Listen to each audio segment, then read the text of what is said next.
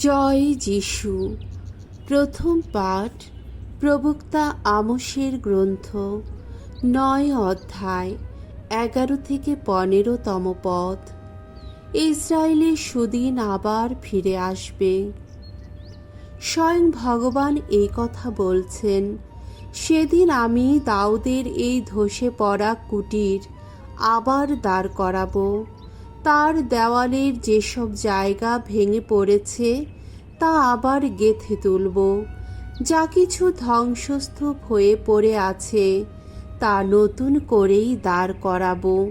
এই প্রাচীনকালের মতো করেই তাকে আবার গড়ে তুলব আমি। এই জাতির মানুষেরা যাতে এদোমের অবশিষ্ট মানুষদের আর আমার নামবাহী অন্যান্য বিজাতির মানুষদের নিজেদের অধীনে আবার আনতে পারে, একথা শোনাচ্ছেন স্বয়ং ভগবান, যিনি এসব কিছু একদিন নিশ্চয়ই ঘটাবেন। জেনে রাখো, এমন দিনগুলি আসছে, একথা শোনাচ্ছেন স্বয়ং ভগবান, যখন ফসল কাটিয়েদের কাজ শেষ হতে না হতেই চাষি জমিতে লাঙ্গল দিতে এগিয়ে আসবে, আর বীজ বুনিয়েদের কাজ শেষ হতে না হতেই মজুর শুরু করে দেবে আঙ্গুর মাড়াইয়ের কাজ। তখন যত পর্বতের গা বেয়ে ঝরে পড়বে তাজা আঙ্গুর রস, প্রতিটি পাহাড়ের বুকে বইতে থাকবে আঙ্গুর রসের স্রোত। আমার আপন জাতি ইসরায়েলের সেই সুদিন আবার ফিরিয়ে আনব আমি। সেদিন ইসরায়েলের মানুষেরা ছারখার করে দেওয়া শহরগুলো আবার গড়ে তুলবে। সেখানেই বাস করবে তারা। তারা নিজেদের জমিতে আঙ্গুর গাছ বসাবে, আর সেই গাছের সুরা খেতেই পাবে তারা।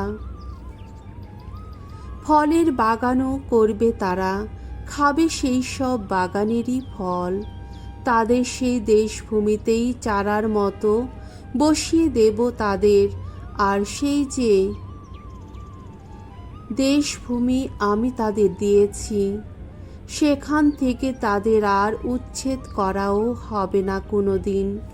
একথা বলছেন তোমার ঈশ্বর স্বয়ং ভগবান। প্রভুর বাণী। ঈশ্বরকে ধন্যবাদ। সাম সঙ্গীত ৮৫ ৮ অধ্যায় ১০ থেকে ১৩তম পদ। ধুয়ো। ভগবানের ভক্তজন যারা, তিনি তাদের শোনান শান্তির বাণী। ভগবানের বাণী শুনতে চাই আমি। তার ভক্তজন যারা, তিনি শান্তির বাণী তাদের শোনান। তিনি তো সুখ শান্তির বাণী শোনান তাদের। তবে তারা যেন তাদের মূর্খতার পথে না যায় আবার। করুণা ও বিশ্বস্ততার হবে সম্মিলন।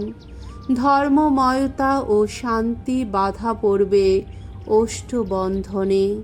ভূতল থেকে বিশ্বস্ততা হবে অঙ্কুরিত, আর ধর্মময়তা স্বর্গ থেকে নত হয়ে দেখবে। তখন শ্রেয় সুখ দান করবেন স্বয়ং ভগবান। আমাদের ভূমি দান করবে তার আপন ফলভার। ধর্মময়তা হবে প্রভুর অগ্রণী, শান্তি হবে তার পদাঙ্কের অনুগামী। বাণী বন্দনা। জয় জয় প্রভুর জয়। আমার মেষগুলি আমার কথা শুনে, তাদের আমি জানি, আর তারা আমার সঙ্গে সঙ্গে চলে। জয় জয় প্রভুর জয়। মঙ্গল সমাচার। মথি রচিত মঙ্গল সমাচার ৯ অধ্যায় ১৪ থেকে ১৭তম পদ। যিশুর যুগ নতুন যুগ। যিশুর আদর্শ স্বতন্ত্র আদর্শ। একদিন দীক্ষাগুরু যোহনের শিষ্যেরা যিশুর কাছে এলেন। তারা তাকে বললেন, আমরা ও ফরিসিরা তো প্রায়ই উপোস করি, অথচ আপনার শিষ্যেরা তা করেন না। এর কারণ কি? উত্তরে যিশু বললেন, যতক্ষণ বর সঙ্গে থাকে ততক্ষণ বর যাত্রীরা কি শোক করতে পারে, কিন্তু এমন দিন আসবে যখন বরকে তাদের কাছ থেকে নিয়ে যাওয়া হবে, আর তখনই তারা উপোস করবে। যিশু আরও বললেন, কেউ পুরনো পোশাকে কোরা কাপড়ের তালি দেয় না, দিলে পোশাকে তালির টান পড়ে আর ছেঁড়াটা তাতে আরও বেড়ে যায়। তেমনি টাটকা সোরাও লোকে পুরনো চামড়ার ভিস্তিতে রাখে না, রাখলে ভিস্তির গায়ে ফাটল ধরে, তার ফলে সোরাও পড়ে যায় আর ভিস্তির নষ্ট হয়। না, লোকে টাটকা সোরা রাখে নতুন চামড়ার ভিস্তিতে, তাতে সোরা আর ভিস্তি দুই রক্ষা পায়। প্রভুর মঙ্গলময় বাণী। খ্রিস্ট প্রভু তোমার প্রশংসা হোক।